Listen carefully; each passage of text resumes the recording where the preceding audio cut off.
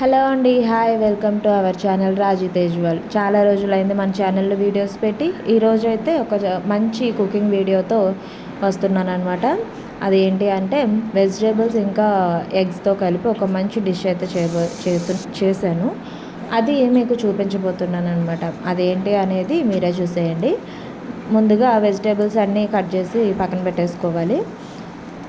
దాని తర్వాత స్టవ్ మీద కడాయి పెట్టుకొని బటర్ కానీ ఆయిల్ కానీ వేసుకొని ఇందులో కొంచెం వెల్లుల్లిపాయ ముక్కలు, పచ్చిమిర్చి ముక్కలు వేసుకొని బాగా ఫ్రై అవ్వనివ్వాలి. దీని తర్వాత ఉల్లిపాయ ముక్కలు వేసి అవి కూడా బాగా ఫ్రై అవ్వనించి కాసేపు మూత పెట్టుకోవాలన్నమాట.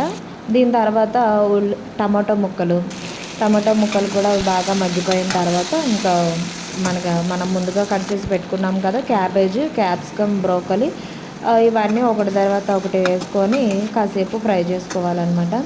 ఇవన్నీ ఫ్రై అయిన తర్వాత ఇంకా మూత పెట్టుకొని కాసేపు మగ్గించుకోవాలి. అవి బాగా కుక్ అయ్యేంత వరకు. అలా అయిన తర్వాత ఇంకా ఒక 3-4 ఎగ్స్ అలా తీసుకుంటే ఈ డిష్కి బాగా సరిపోతుంది అనమాట. మనం వెజిటేబుల్స్ ఎన్ని తీసుకున్నామో దాన్ని బట్టి ఎగ్స్ తీసుకోవాలి. నేనైతే ఒక 4 ఎగ్స్ తీసుకున్నాను.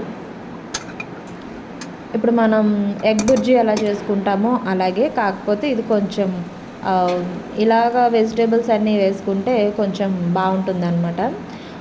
హెల్దీ కూడా కదా ఇవి, అందుకు.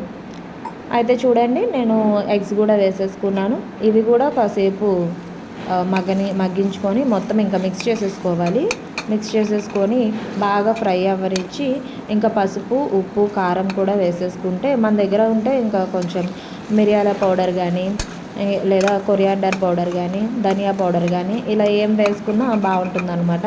లైట్గా వేసుకుంటే టేస్ట్ చాలా బాగుంటుంది వీటిల్లో. నేనైతే ఇలా చేశాను అనమాట.